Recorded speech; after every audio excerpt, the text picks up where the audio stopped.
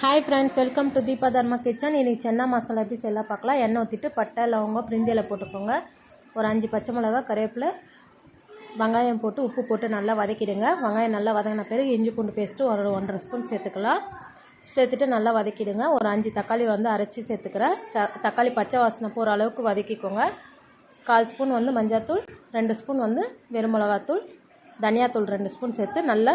வதக்கிக்கோங்க எண்ணெய் பிரிஞ்சு வர அளவுக்கு சென்னாவை நைட்டே நான் ஊற வச்சு எடுத்துருக்கேன் 4 விசில் விட்டு அதோட தண்ணியை சேர்த்துக்கலாம் தண்ணி நல்லா கொதிச்ச உடனே எண்ணெய் பிரிஞ்சு வந்த உடனே நம்ம சென்னாவை சேர்த்துக்கலாம் ஒரு புடி சென்னாவை இந்த மாதிரி அரைச்சி சேர்த்துக்கோங்க அப்பதான் திக்னஸ் வரும் இந்த வீடியோஸ் வந்து ஃபுல் வீடியோஸ் போட்டிருக்கேன் பார்த்துக்கோங்க சென்னா மசாலா ஒரு 2 ஸ்பூன் சேர்த்துக்கலாம் சேர்த்துட்டு சீரகத்தூள் வந்து ஒரு 1/4 ஸ்பூன் சேர்த்துக்கலாம் பட்டர் 2 இது சேர்த்துக்கலாம் 2 பீஸ் கொத்தமல்லி போட்டு நெய் 1 ஸ்பூன் சேர்த்துட்டு சக்கரை வேணும்னா சேர்த்துக்கலாம் ஆப்ஷனல் தான் இந்த சேனல் பிடிச்சிருந்தா சப்ஸ்கிரைப்